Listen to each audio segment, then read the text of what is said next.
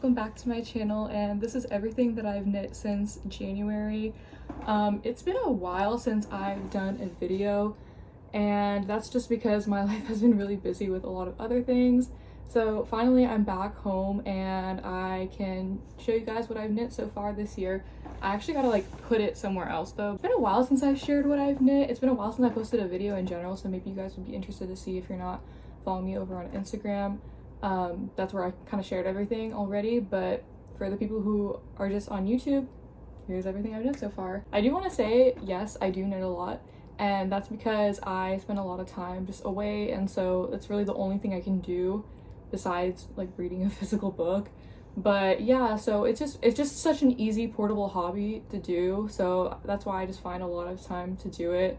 But I kind of do wish I could like get into sewing or something. It's just I'm never really home enough to just have the space for that, and also like I have a lot of other stuff going on that I'm not really gonna get into details about. But yeah, so let's just get into the video. So I guess I'm gonna go in reverse order because these are all like kind of up like backwards, so the stuff that I've knit most recently is first. So I'm gonna start off with this Matrioska doll pillowcase. I'm gonna like do an up close for you guys. I actually had a collab sort of thing with Cascade Yarns. They were nice enough to send me the yarn for this, and I actually originally made a hat with it, which I don't even know where that is right now, but it's a little bonnet with the Matrioska. I can't believe I don't have it right with me right now, but oh, I know where it is. Okay, it's not here, but I have a Matrioska doll bonnet pattern that I made with this, and I just had a bunch of scrap yarn left over, so I just made a ton of swatches. I even have more than this in a little drawer.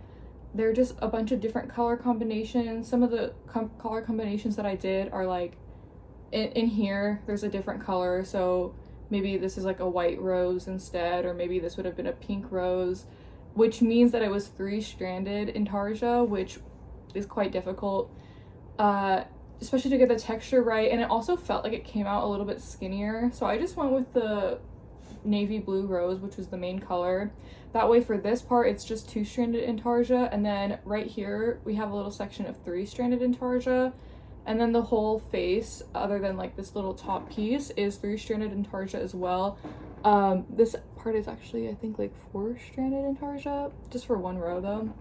But yeah, I made all these swatches. I sewed them all together using a mattress stitch, and then I did some more scrap yarn like stash busting, so the back is just stripes and a little border like this that actually my mom did the border for me, so shout out to my mom. I'm just waiting on the buttons. I ordered these cute little ceramic duck buttons from a Etsy store that's based in Latvia, so it is going to take a while to come. But another option I had were these Korean embroidered buttons that I got in 2024 in Korea, and I just never used them. It was supposed to be for a sweater, but then I ended up going with a different button choice, so maybe I could use that here. There's 5 buttonholes and I have 6 of these, and instead maybe I could use the ceramic duck buttons for another pillowcase, because I have like an actual made pillow back there that I didn't know my mom, she got it for free somewhere, and it was almost the perfect size. It was a little bit too big, so everything was stretched out and it looked kind of weird, so you could see like the white of the pillow underneath.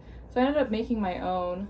It's not done very nicely, but just like with scrap fabric and some filling. I probably need to redo it and add some more stuffing because it is looking a bit like it needs some more filling. I'm not a sewing expert, and I just feel like the texture of the pillow that I made versus like the real pillow that my mom had is different. That one is more stiff, so it kind of holds the shape a little bit better, but I would need to make a wider pillow, so maybe that's another great stash busting project, and also something that doesn't really take up space in my closet, which is something I'm trying to be a little bit more mindful of, especially since I'm on like my 5th year of knitting, and I've just done so many projects and they take up quite a bit of space. So I want to branch out and do more things that could go around my room, like maybe a large blanket or something that just would take up a little bit more time, and it's like more of a diverse array of things instead of just clothing. So I even really want to get into filet crochet. I just haven't had the materials with me to do that. I think it'd be really cool to make like tapestries and stuff. Oh my gosh, you know what I'm really into is photo booth strips, and especially like the black and white vintage ones. I love going with my friends to do that. So every time I go somewhere and I visit my friends, I like to do those. And I've seen a lot of people, they'll thrift the skinny picture frames, or even like a bigger picture frame, and then they put like filet crochet or like some sort of fabric to make it all cute, and then in the center is the photo booth strip. That is something I really want to do. I think that's so cute, such a good idea, and such a great way to implement the craft into it as well. So next is on to some of my patterns that, well, that one actually is also my pattern, but like this next section is going to be my patterns, and then it's going to be patterns that are from other designers, just because the ones I have are more recent in like what I've made this year. So this is one that actually nobody has seen before except for people on YouTube. So it is a tank top with the same lace I use. Like, I call it the Lotus lace. It has a real name because it's from a lace dictionary encyclopedia thing. And then it has a bolero on the top. So this goes on, hang on. I can't put it on over this because it's too thin. Maybe I can, hold on. Okay, but do you see how it kind of curves out like that? And then so underneath would be the tank top. So there's a little bit of a cutout here. It's a little bit hard to demonstrate. I can insert a picture over here. But yeah, so it'll be a just kind of little capelet thing, bolero, and then underneath it has just the tank top. I added these I-cord edges because without them, I was just afraid that this would keep slipping and stretching. The thing about, so I use Knitting for Olive Pure Silk. The thing about Pure Silk is that the gauge does change as you wear it and after you block it, so you kind of got to be mindful of that. So this is just like a preemptive measure so it doesn't end up stretching and just like falling off. But yeah, so I use Knitting for Olive Pure Silk, and actually a funny story about this is I had 2 balls of the Knitting for Olive Pure Silk, and only for my Shanghai top did I come close to not needing my 3rd ball. I actually did end up needing the 3rd ball, but just like by a very small little bit, and that was just for a sleeve, I think. And so I thought to myself, well, maybe because this is a bolero and there's like a cutout here and then it's just a simple tank top, that maybe it wouldn't use as much yarn. But I ended up discovering pretty early on, because this took a ball and then I had to start my 2nd ball, that it wasn't going to work and I would need a 3rd ball. So I actually got this yarn a year ago in Copenhagen, or over a year ago actually. So I was not able to access the dye lot again, and so this happened to me like I think 1 or 2 times before. But actually usually Woolen Company in Illinois usually has the same, I don't know, it was crazy. I called them one time and I was looking for a Rauma garn in a specific dye lot that I got in Norway 2 months prior, so I doubted that they would have it, but the one store I bought it in Norway also didn't have it, and also you have to pay for like international shipping. I didn't even know if it was like possible at the time. They didn't have it, and apparently Rauma garn at that time had really changed their dye lot, so the yarn would have looked really different. And I gave them a call, and actually the Woolen Company had it, so that was an insane coincidence. So I called them again, but it turned out that they didn't have this dye lot. And I looked on Ravelry, because usually people, well, not usually, sometimes people will list their yarns that they have, and sometimes if you get lucky you can see the dye lot too. And I was searching through the people that had it. Only a handful of people had this in stash in the dye lot that I needed, and lo and behold, one of the people that I've been following, we've been like mutually following each other since I started my Instagram page, and she actually knitted my Shanghai top. She had it in the exact same dye lot. And it's crazy because I bought a couple balls of this too, because I made it my Ophelia top with this, and I had like 2 other balls, but the dye lot was the same, except it was like bleach white compared to this bone white color, and I couldn't tell inside the store. But then when I knit the picot edge, because I knit the picot edge of the top with it, and then when I took it outside, I could tell that it was completely a different color. I was so shocked, so I had to undo it and then knit it with like the more like off-white color. So I couldn't use the 2 other balls that I had, and I messaged this girl and I asked her if she would be willing to sell or trade that ball, because I already had like committed to starting the piece. And she said like, yeah, she would love to do a yarn swap. And I was actually somewhere near enough to her city where I was able to go and like meet up with her to get the yarn like for a day trip and come back. It was so much fun. I loved meeting her. It was so funny that she actually happened to have the dye lot. And yeah, so this piece is perfect, and I'm actually naming it after her. It's going to be called the May top, which May in Chinese means beautiful, so that's like the first like the character of her first name. So yeah. And then I have my qipao dress, which is already posted. It's like a top and dress pattern, so it just has like these handmade closures like that, and it has like a video guide walkthrough of how to do everything. But yeah, this one took, I don't know, I think it took me like 3 weeks, but I am really happy with how it turned out. I love seeing other people's versions of this. I've seen some amazing versions of the dress too. People have made them in all different lengths, but I really like, somebody made a floor length one that I saw, and I think it looks so beautiful. I'm just folding this up so I can easily put it back in my closet. Yeah, the floor length one was incredible, and it looks so majestic and whimsical, so I might give that a try later on. I had this knit a little bit shorter, but then I ended up stretching it out when I blocked it because I did want it to come a little bit longer. I just didn't want to like undo the lace, because the lace actually takes a little bit of time. All right, and then next I have this red top that is a little similar to my Shanghai top. This is made of a fingering weight wool that I got in Seoul.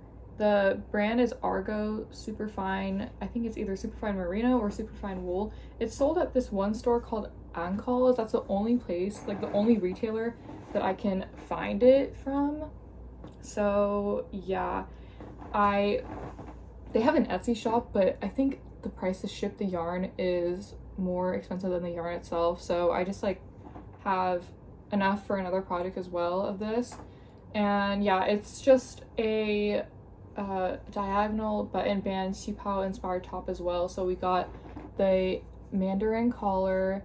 These frog cloths, I bought them in Poland, but they're actually from Temu. So I thought it was special, and then I like looked up frog cloths on the internet, and then this is like the first thing that popped up on Temu. So if you guys want to like do an accurate replication, you can do it. And then I also have these really cool folded cuffs. When I figured out how to do this, I felt pretty smart, because when I originally tried to do it, it did not look very good. And then there's like a nice looking finish up here.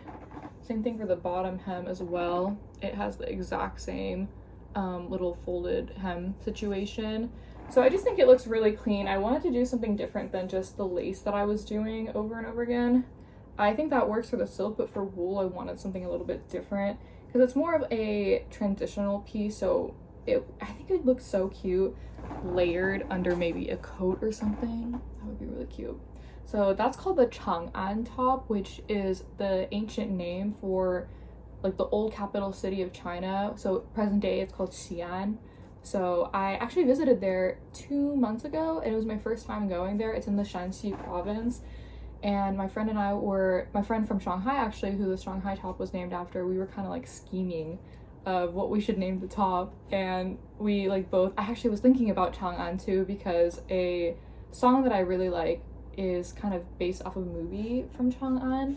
And I also think that Chongan is a great representation of like merging of ideas. So it was like the hub for the Silk Road trades, which merged ideas from all across Asia together. And I think that is really cool. Like they shared a lot of culture and, you know, goods and spices, ideas. And I feel like that's kind of what it's all about, you know? I feel like I love sharing these ideas with different people and learning from others as well online. And yeah, I'm just really happy to bring these ideas, and it's something I'm really passionate about too. So I think that was a really cute name idea for it. All right, and then a pattern that just came out this week, actually. I have 2 that came out within a week. I have my Beijing top right here, and then I have my Chonga top right here. So I'll start with the Chonga top because I posted it a week ago.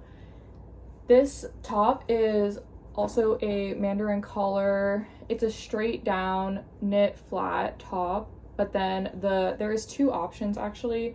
You can either seam the button band closed, which is what I did because I didn't want to have the gaping, or you can leave the button band open as it is and have the gaping. I have pictures of both versions inside the pattern. So yeah, I just have like this little spot open over here, and then these are hand crocheted frog clasps, and then like a button over here. So these are all functional buttons, except I seamed it together, so they're like no longer functional.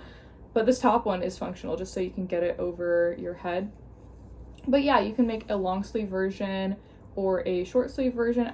Actually, all my patterns except for the Qipao dress, which is like the sleeveless situation, have long and short sleeve options. So just like to keep that in mind. But yeah, it also has the lotus lace at the bottom and on the sleeve. So if you don't know, Chonga is the moon goddess in Chinese folktale, and she was married to Hou Yi, which is he was a skilled archer who was rewarded with the queen mother with 2 immortality elixirs, because there used to be 10 suns in the sky, and then he got rid of the 10 suns, so there's only 1 sun. And yeah, so she took the 2 immortality elixirs because she was scared of somebody coming and taking them. There's different versions of the story, so like depending on which one you've read, there's like that part is a little bit different. But she ended up taking both of them, and she flew to the moon, and she's accompanied by a white rabbit there. So every moon festival, they kind of celebrate her. They eat moon cakes, they stare at the moon, all these kinds of things. So I couldn't get that name out of my head when I was knitting it, so it kind of sparked the idea of like, oh, maybe I want to name some more pieces after figures in Chinese mythology, which is subtle foreshadowing. But yeah, so next I have my Beijing top, which is a keyhole, you can see it there, keyhole top, also in like traditional Chinese Qipao style. This one doesn't have any lace. Instead it has an I-cord finishing to prevent the hem from curling, and then on the bottom it has a I-cord edge as well. So this is also knitting for Olive Pure Silk. By the way, all of my patterns so far for these tops, except for the Chongan top, have been with knitting for Olive Pure Silk. I think it's just really a great material for summer tops, and it's nice and flowy. So I just posted this pattern actually 2 days ago, and the reason that it's called the Beijing top is because I knit this while I was in Beijing, and I took the photos for it when I was in Beijing, and my friend from Beijing helped me take the photos for it. So it all just kind of lined up for me to name it that. And actually, a lot of people since I first started my channel were always asking, oh my gosh, you cannot see it at all. It looks, okay, I'm just gonna put it down because it just looks like a black piece of fabric. But a lot of people since I started my channel were always asking me where I got my top from that I wore a lot. It's just like this, the same exact looking top, except it's not knitted. I bought it at a mall in Beijing, and that actually started the idea for why I wanted to start making patterns that looked similar to that, because that was my most worn top, and it still is. Like I wear it 3 times a week, not a joke.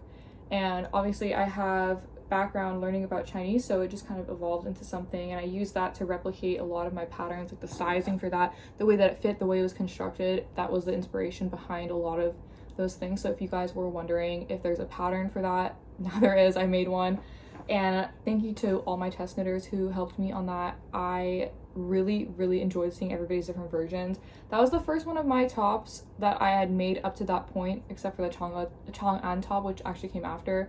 That was the long sleeve version, and I think maybe the cap sleeve version is quite popular. I think 2 people made the long sleeve version, the rest of them made a cap sleeve version, and both of them look really cute. I kind of want to make a cap sleeve version too.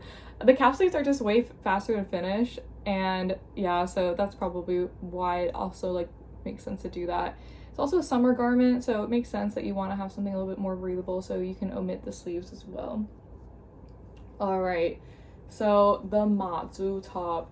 Remember how I said that I was inspired by naming things after Chinese mythology? Well, here is my other Chinese goddess. So this is the Matsu top, which has a button band that opens at a curve and then comes straight down. And you can also leave this button band open, but I close them at all the opening ports, so it's like open kind of, but these are sewn together. Only this top button is functional as well. So yeah, this is kind of the same lace situation. I love this color. This is Knitting for Olive Poppy Blue. At first I was a little bit skeptical, but now I really like it.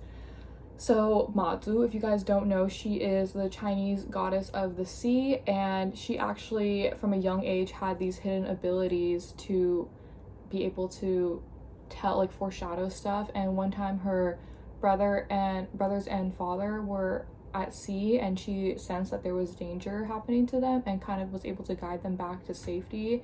And so she was named the Chinese goddess of the sea. She's actually the most popular goddess in like Taiwan or like the Fujian province, just any coastal areas. They really admire Matsu. So I just think her story is really sweet, and the color reminded me of that. I just wanted to have something that was ocean goddess themed, so that was another way that I could bring a little bit of Chinese mythology in. It was fun making like the videos explaining that as well. I really like doing the little history videos. So yeah, the Matsu top. It's currently being tested. It'll probably be out in about 2 weeks. I'm just doing a little formatting change. I started going through all my patterns and doing a bit of a formatting change, and the ones that were existing I went through and like fixed a bunch of the typos. And I have one test knitter from my Chonga top that helped me a ton with the formatting. Actually, the formatting for the Chonga top is like the best formatting of all my patterns, so thank you so much to her. I try to go back and implement that style in all the other designs. So if you want to see that, then yeah, it's up there, it's updated. All right, and then now my most popular pattern on Ravelry, which is my Shanghai top. So this one is also a diagonal opening button band. It has these 5 buttons. These are sewn together buttons, so they're not like actually real. These top 2 are real though, so you can actually like use them as real buttons. I just didn't want them to be real, so yeah. But I have this in Knitting for Olive Pea Shoots, which also is the same color that I use for my Qipao dress. This is like the scrap yarn from the Qipao dress. So I came up with this and I really like the way that it looks. Actually, I have there's a video guide for all of my patterns on how to make them embedded in the pattern. It just kind of walks through the construction. The construction is a little bit difficult because you're doing armhole shaping and button band shaping at the same time, and depending on your row gauge, it'll be different. So yeah, it's a little bit challenging to get past that part. I think of all the patterns, that is probably my most challenging one, just because of it stops. The rest of them either like they go down, or it's like a keyhole where it has like a definite end point. So that one takes a little bit more like of a higher knitting level, I would say, probably like intermediate or advanced knitters. All right, and then now getting on to patterns not by me. I actually have one more pattern by me, and then the rest of these are not by me. So this is the Esther jacket by Petite Knit, and this is made with the Hierholt triple yarn. This is like a new color that they brought. I think a year ago they brought it, and I just have these little Norwegian snowflake buttons because for some reason this color and like the motif reminded me of a snowflake. And honestly, this was quite hard to knit, and it's because you're like purling and knitting and you're doing it flat, and so you can't really see where you're going with it. So I made this back in January. It was quite hard in the body, and then once I got to the sleeves it was a bit easier because I could actually see where I was supposed to be purling. So just so you know, it looks deceptively simple, but it's a little bit more challenging than you might think. All right, here is the top, or the sweater actually, that I had that issue with the dye lot that I mentioned, like the Rama garn, and then I had to order it from online for, actually wait, I think I ended up having enough. No, this one I actually did end up having enough. It was for a different one, but it was the exact same color of the yarn. But yeah, it's the Terracotta Sweater by Knit. It just looks like this. I held Knitting for Olive, mohair, silk mohair, and Rama garn fin wool together, and it created this beautiful color scheme. The only thing that I kind of wish I did differently is maybe like the color of this mohair. It's not as visible here, but I can see it in the sunlight where the white of the mohair, because the mohair was like white and then the rest of it was a little bit off-white. It's kind of visible when it's in the sun that it's held together with something else, but you know, it's okay. I almost didn't have enough yarn for this, so what I did to kind of combat this was I knit both of the sleeves first before I finished the body, just to see if I would have enough, and then I could judge the length of the body accordingly. And I kid you not, I ended up with like this much left over of the Rama yarn, and it's okay, I just wove it in the end. But I think that's a good way if you want to like make sure you have enough yarn. I would probably leave the body on a wire and then finish the sleeves and then kind of get a good gauge. Or if you want to knit one sleeve, it shows you how much yarn one of the sleeves takes, and then like you can just keep going with that. And then I have my Unicorn Tapestry cardigan by Star-Crossed Knits.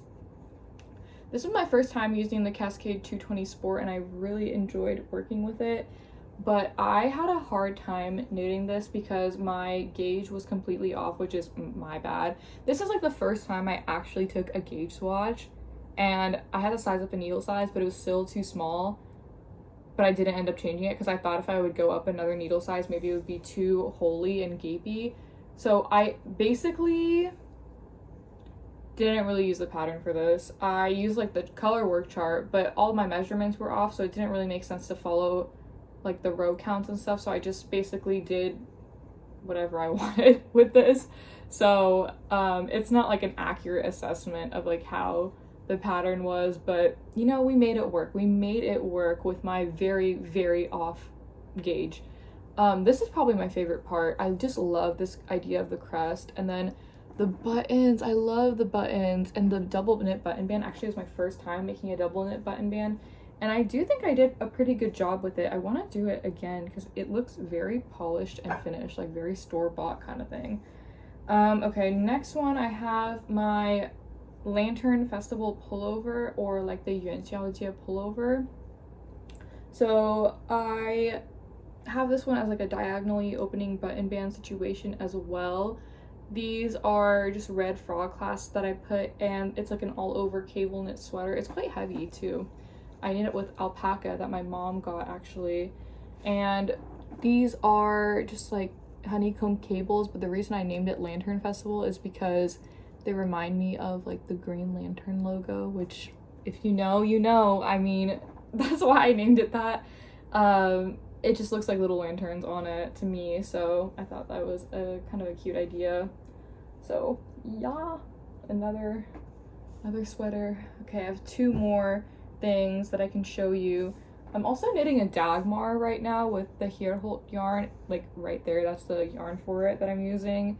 But that's not a finished project, so I will not be featuring it in this video. It'll probably be finished in like a week, I would say.